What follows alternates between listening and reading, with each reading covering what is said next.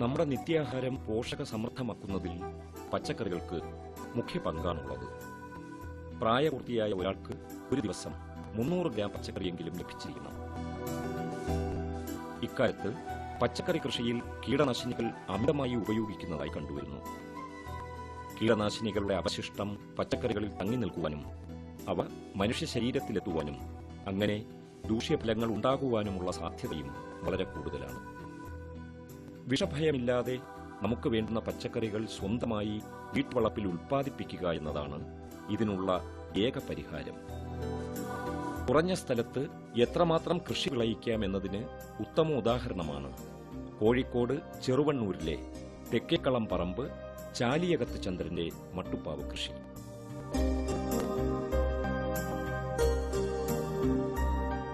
ശീതകാല പച്ചക്കറികളായ cabbage, beetroot, carrot, cauliflower, മല്ലിയില, ഉള്ളി, വിവിധയിനം മുളകുകൾ, കുരുമുളക്, വെണ്ട, വേങ്ങേരി വഴുതിന, നിത്യവഴുതിന, പപ്പായ, ഇഞ്ചി, മഞ്ഞൾ, കറിവേപ്പില, കേരളത്തിൽ ഇതുവരെ കൃഷി ചെയ്യാത്ത ലെറ്റൂസ് തുടങ്ങി വീട്ടിലേക്ക് ആവശ്യമായ പച്ചക്കറികൾ വർഷം മുഴുവൻ ലഭിക്കത്തക്ക രീതിയിൽ ശാസ്ത്രീയമായാണ് ചന്ദ്രൻ സ്വന്തം മട്ടുപ്പാവിൽ കൃഷി ചെയ്യുന്നത്.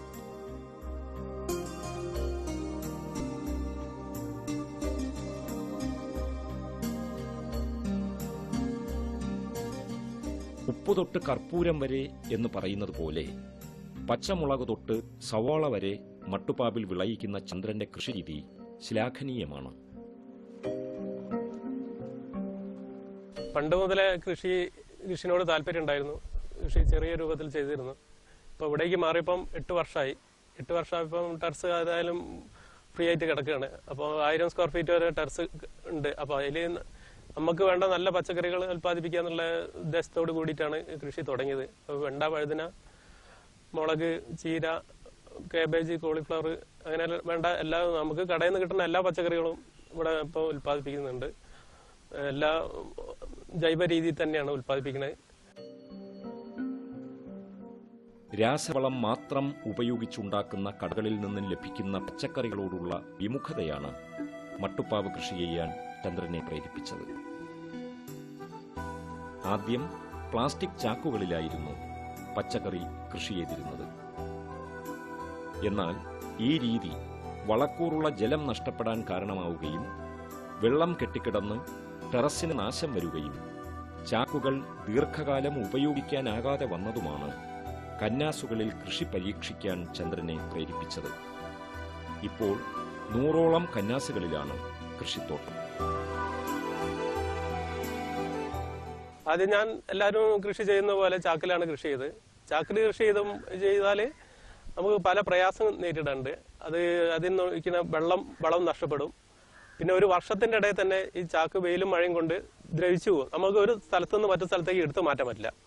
അത് പിന്നെ ആ മണ്ണും മണലും എല്ലാം നമ്മൾ വേസ്റ്റായി മാറ്റേണ്ടതുണ്ട്. പിന്നെ അടുത്തതിലേക്ക് ടെറസ് ഫുള്ള് വൃത്തികേടാവും. അപ്പോൾ അതിൽ നിന്ന് ഒരു മാറ്റം വേണം എന്ന് ഞങ്ങൾ പ്ലാസ്റ്റിക് കന്നാസിലേക്ക് വന്ന്. ഈ പ്ലാസ്റ്റിക് കന്നാസ് അടുത്ത് ഇവിടെ ഫുള്ളായിട്ട് ചെരുപ്പ് കമ്പനിയാണുള്ളത്. അപ്പോൾ ഈ ചെരുപ്പ് കമ്പനിയിൽ നിന്ന് പ്ലാസ്റ്റിക് കന്നാസ് അന്ന് 40 രൂപ 50 രൂപയാണ് വില ഉണ്ടായിരുന്നത്. അത് വാങ്ങിച്ചു, കട്ട് ചെയ്ത് പിന്നെ വെള്ളം ഊർന്നു പോകാനുള്ള ഹോളിട്ടു. മറ്റുള്ള കൃഷിനെ ടെറസ് കൃഷി ചാക്ക് ചെയ്യണതിനെ അപേക്ഷിച്ച് ഇതിൽ വെള്ളം വളരെ കുറച്ച് മതി. ഈ ഊർന്നു വരുന്ന വെള്ളം വീണ്ടും നമുക്ക് ഉൽപ്പാദിപ്പിക്കുക. ഇതിലേക്ക് ഒഴിച്ചുകൊണ്ട് ചെടിക്ക് ഒഴിച്ചു കൊടുക്കാം. കടകളിൽ നിന്നും വാങ്ങിക്കൊണ്ടുവരുന്ന കന്നാസുകൾ 2ആയി മുറിച്ച് അതിന്റെ അടിഭാഗത്ത് അധിക ജലം ഊറുന്നത് ശേഖരിക്കാൻ ദ്വാരമിടുകയും അതിനുശേഷം മണ്ണും മണലും ചാണകപ്പൊടിയും തുല്യ അളവിൽ മിക്സ് ചെയ്ത് കന്നാസുകളിൽ നിറയ്ക്കും.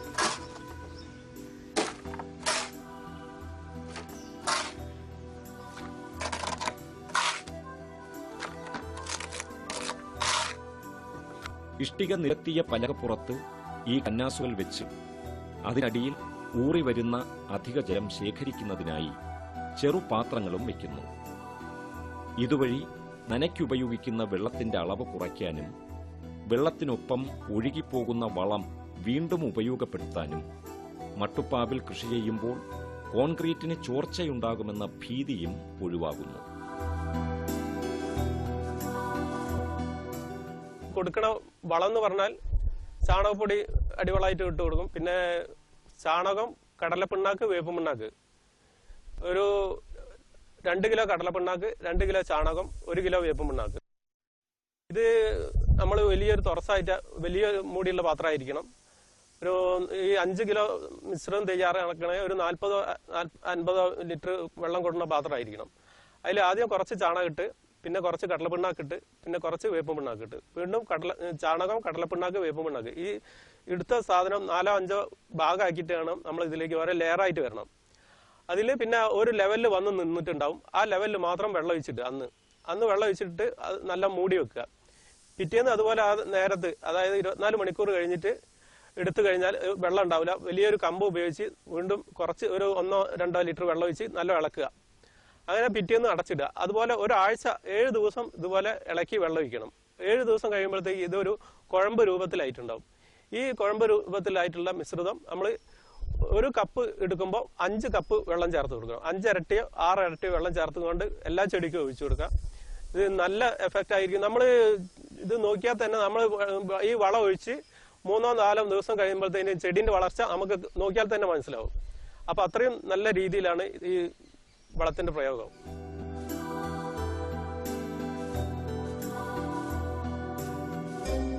ജൈവവളവും ജൈവ കീടനാശിനികളുമാണ് കൃഷിക്ക് ഉപയോഗിക്കുന്നത്. പച്ചവെള്ളത്തിൽ കടലപ്പിണ്ണാക്കും ചാണകവും കൂട്ടി യോജിപ്പിച്ചുണ്ടാക്കുന്ന മിശ്രിതമാണ് പ്രധാന വളം. കൂടാതെ മണ്ണിര കമ്പോസ്റ്റ്, വേപ്പിൻ പിണ്ണാക്ക് എന്നിവയും ഉപയോഗിക്കുന്നു. വേപ്പെണ്ണ, വെളുത്തുള്ളി കഷായം, ഗോമൂത്രം തുടങ്ങിയവ ഉപയോഗിച്ചാണ് കീടശല്യം ഒഴിവാക്കുന്നത്.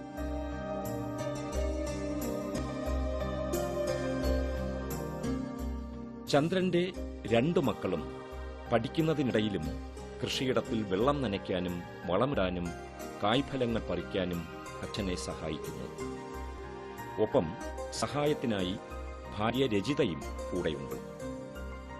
വീട്ടുജോലിക്കിടെ ലഭിക്കുന്ന ഒഴിവു സമയവും രാവിലെയും വൈകുന്നേരവുമാണ് കൃഷിക്കായി ചെലവഴിക്കുന്നത്. സ്വന്തം മട്ടുപ്പാവിലെ കായ്കനികൾ ഉപയോഗിച്ച് പാചകം ചെയ്യാനാവുന്നതിന്റെ ആഹ്ലാദത്തിലാണ് ചന്ദ്രന്റെ ഭാര്യ രജിത. എന്നെ സംബന്ധിച്ചിട്ട് ഒരുവിധം പച്ചക്കറി ഒന്നും ഞങ്ങൾ കടയിൽ നിന്ന് വാങ്ങാറില്ല. എന്താ ഇപ്പൊ നമ്മൾ കേൾക്കുന്ന ഈ വിഷമയമായ പച്ചക്കറി കഴിക്കേണ്ടെന്ന് വിചാരിച്ചിട്ട്, പ്രത്യേകിച്ച് വരും തലമുറ എൻ്റെ മക്കളെ ഭാവിയും കൂടി ആലോചിച്ചിട്ട് ഞാൻ അവർക്കൊരസുഖം വരരുത് എന്ന് വിചാരിച്ചിട്ട് മഴക്കാലത്ത് ഒരുവിധമൊക്കെ ഞങ്ങൾക്ക് കിട്ടും. പ്രത്യേകിച്ച് ഞാൻ മക്കൾക്ക് രാവിലെ സ്കൂളിലേക്ക് 6:30-7 മണിയാകുമ്പോൾ 2 പേരും പോകും. ഇപ്പോഴത്തെ ഒരുവിധം അപ്പം പറിച്ചിട്ടാണ് അവർക്ക് കറി വെച്ചു കൊടുക്കാറില്ലേ. അധ്യാപകർ വരെ ഇപ്പോൾ അവരോട് ചോദിച്ചു തുടങ്ങി. ഞങ്ങൾ അവർക്കൊക്കെ കൊടുക്കാറുണ്ട്. ഇവിടെ വന്ന് സ്കൂളുകളൊക്കെ വന്ന് കാണാറുമുണ്ട്. അപ്പോൾ അതിന്റെ ഒരു സംതൃപ്തി എനിക്കുണ്ട്. ടെറസിൽ നിന്നും കഴിഞ്ഞ സീസണിൽ വിളവെടുത്തത് 25ഓളം കോളിഫ്ലവറാണ്. കൂടാതെ കാബേജും ബീറ്റ്റൂട്ടും കാരറ്റും ഒക്കെ പരീക്ഷിച്ച് വിജയം കണ്ട വിളകളാണ്.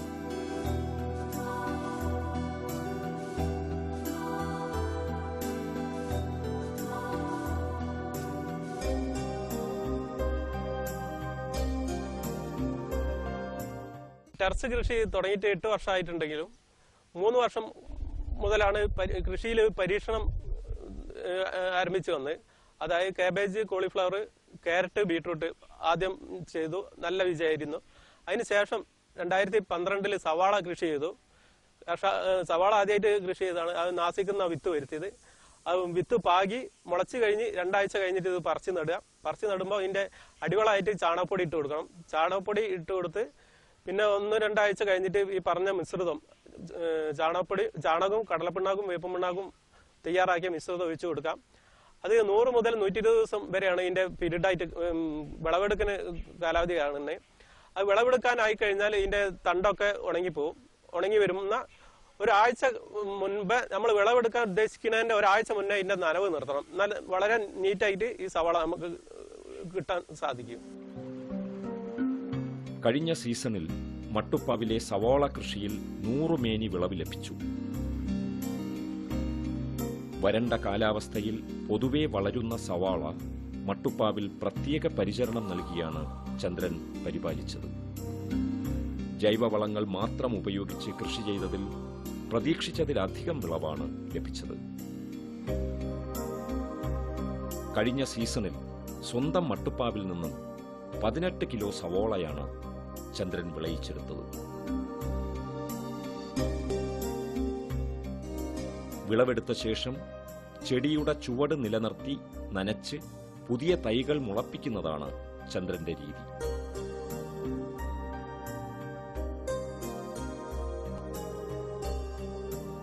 ഈ മുകുളങ്ങൾ കരുതലോടെ വേർപെടുത്തി പുതിയ നടീൽ മിശ്രിതത്തിൽ നട്ട് വേര് പിടിപ്പിക്കും. ഇവ നന്നായി വളർന്ന് നല്ല വിളവ് നൽകുന്നു.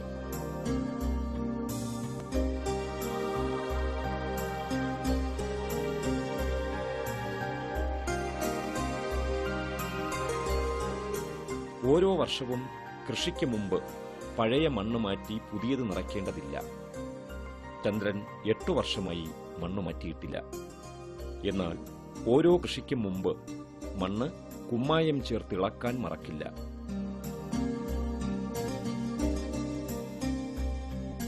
ഏപ്രിൽ മെയ് മാസമാകുമ്പോഴത്തേക്ക് മറ്റുള്ള വിളവെടുപ്പൊക്കെ കഴിഞ്ഞിട്ടുണ്ടാവും. മെയ് മാസത്തിന് ശേഷം ഈ ഇഞ്ചി, മഞ്ഞൾ ഇതുപോലെ തന്നെ ഓരോ പാത്രത്തിൽ വളരെ ചെറിയ പീസ്, ഒരു 10-15 ഗ്രാമിന്റെ ഓരോ പീസാണ് ഓരോ പാത്രത്തിൽ നടുന്നത്. അതിന്റെ അടിവെള്ളമായിട്ട് ചാണകപ്പൊടിയാണ് ഇട്ട് കൊടുക്കുന്നത്. ഇത് പ്രത്യേകിച്ച് വേറെ പരിചരണം വേണ്ട. ഈ കൂടുതൽ ചാണകപ്പൊടി ഓരോ സമയത്ത് ഇട്ട് കൊടുത്ത്, പിന്നെ പച്ചിലന്റെ പൊത ഇട്ട് കൊടുത്തുകൊണ്ട് മണ്ണ് കയറ്റി കൊടുത്താൽ മതി. പിന്നെ നനയ്ക്കേണ്ട ആവശ്യമില്ല എന്ന ഈ കൃഷിന്റെ പ്രത്യേകത. അതായത് മഴ തുടങ്ങുന്ന സമയത്ത് ഇത് പാകി കഴിഞ്ഞാൽ ജൂൺ ഒരു 2-ാം വാരം 3-ാം വാരം ആകുമ്പോഴത്തേക്കും മുളച്ച് പൊന്തിയിട്ടുണ്ടാവും. പിന്നെ ഇതിന്റെ വിളവെടുപ്പ് ഏകദേശം ജനുവരി ഫെബ്രുവരി ആകുമ്പോഴത്തേക്ക് വിളവെടുക്കുക. അങ്ങനെ ആകുമ്പോൾ ഈ പാത്രത്തിൽ തന്നെ മറ്റുള്ള കൃഷിയും തുടർന്നുകൊണ്ട് പോവാം. അപ്പം ഒരിക്കലും ഈ പാത്രത്തിന് ഒരിക്കലും റെസ്റ്റ് ഇല്ല. അതായത് അടുത്ത കൃഷി തുടങ്ങുമ്പോൾ ഇതിൽ കുറച്ച് കുമ്മായം മാത്രമാണ് ചേർത്ത് കൊടുക്കുന്നത്. ഇത് ഓരോ വർഷവും നമ്മൾ മണ്ണും മണലും ചാണകപ്പൊടിയും നിറയ്ക്കേണ്ട ആവശ്യമില്ല. കുമ്മായം മാത്രം മിക്സ് ചെയ്തുകൊണ്ട് ചേർത്ത് കൊടുത്താൽ മതി.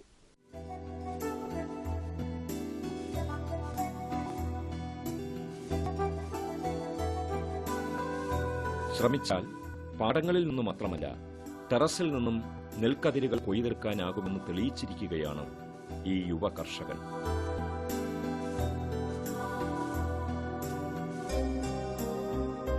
കഴിഞ്ഞ മെയ് മാസത്തിൽ വിളവിറക്കിയ ഇവർക്ക് കൈനിറയെ വിളവാണ് ലഭിച്ചത്. ഇതിൽ നിന്നും കൊയ്തെടുത്ത നെല്ലാണ് ഇത്തവണ ടെറസിൽ കൃഷിക്ക് വിത്തായി ഉപയോഗിച്ചത്. ജ്യോതി ഇനത്തിൽപ്പെട്ട വിത്താണ് ഇത്. കന്നാസിൽ വിതച്ച നെൽക്കതിരുകൾ നിറഞ്ഞു നിൽക്കുന്നതും മനോഹരമായ കാഴ്ചയാണ്.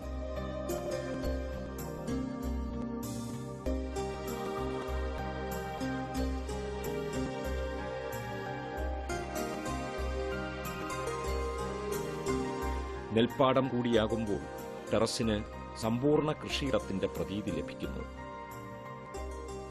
നെൽകൃഷിയിൽ നിന്നും വർഷത്തിൽ 5 കിലോയോളം അരി കിട്ടുന്നുണ്ട്.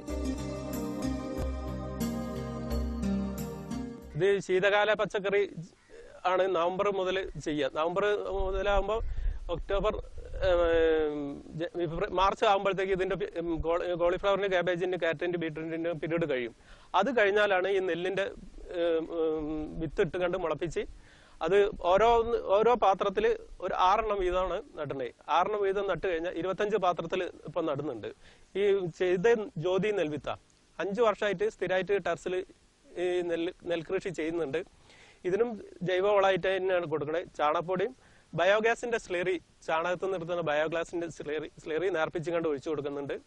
പിന്നെ ഈ ചാണകവും കടലപ്പിണ്ണാക്കും വേപ്പുപിണ്ണാക്കും പുളിപ്പിച്ച് അത് ഒഴിച്ചു കൊടുക്കുന്നുണ്ട്. ഏകദേശം ഒരു 5 കിലോ നെല്ല് ഓരോ വർഷവും എനിക്ക് കിട്ടുന്നുണ്ട്. പിന്നെ കുത്തി വരുമ്പോൾ 2.5-3 കിലോന്റെ അടുത്ത് അരി തന്നെ കിട്ടും. അപ്പം കൂടുതലായിട്ട് പായസം വെക്കാനും മറ്റുള്ള കാര്യത്തിനാണ് ഇത് ഉപയോഗിക്കുന്നത്. തൈകളും വിത്തുകളും കന്നാസുകളും തങ്ങളുടെ കൃഷി നുറുങ്ങുകളും നൽകി ഈ കുടുംബം ചുറ്റുവട്ടത്തുള്ള ധാരാളം പേരെ ടെറസ് കൃഷിയിലേക്ക് ആകർഷിക്കുന്നു.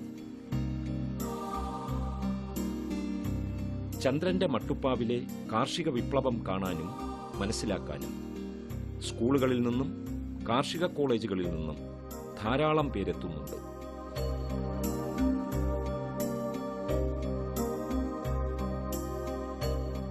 സ്വന്തം കൃഷി പരീക്ഷണങ്ങളും അനുഭവങ്ങളും മറ്റുള്ളവരുമായി പങ്കുവയ്ക്കാനും അതിലൂടെ കൂടുതൽ പേരെ കൃഷിയിലേക്ക് ആകർഷിക്കുവാനും സദാ സന്നദ്ധനാണ് ഇദ്ദേഹം.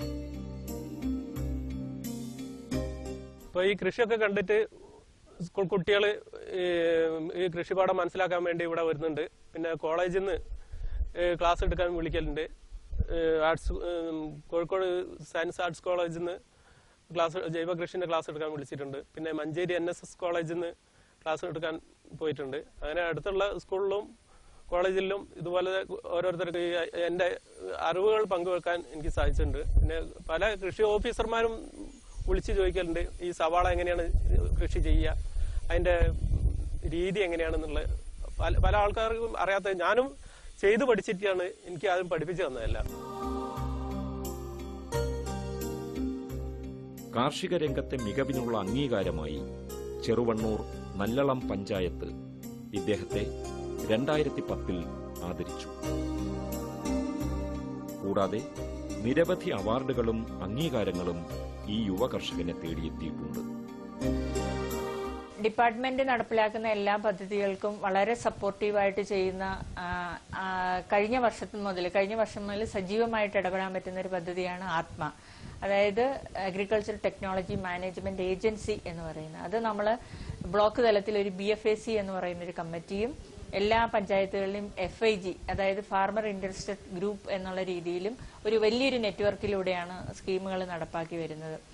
പുതിയ സ്കീമുകൾക്കെല്ലാം തന്നെ ഉപോത്കൃതമായിട്ടുള്ള രീതിയിലുള്ള ട്രെയിനിങ്ങുകളും വിസിറ്റുകളും കർഷകർക്ക് ആവശ്യമായിട്ടുള്ള പരിശീലനങ്ങളും ഒക്കെ സംഘടിപ്പിക്കുന്നതിന് ഈ പദ്ധതി വളരെ സഹായകരമായിട്ടുണ്ട്.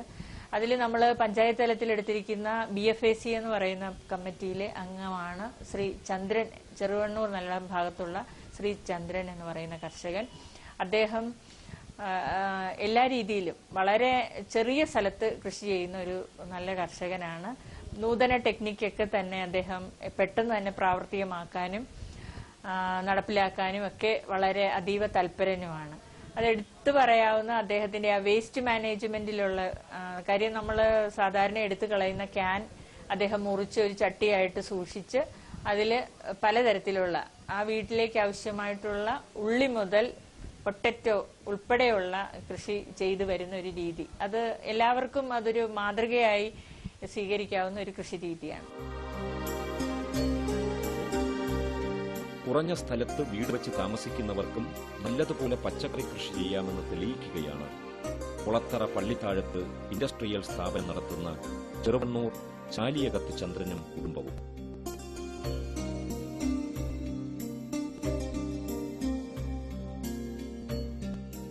വീടിന്റെ ടെറസിൽ പച്ചക്കറി കൃഷി ചെയ്ത് വിജയഗാഥ രചിക്കുകയാണ് ഈ യുവ കർഷകൻ.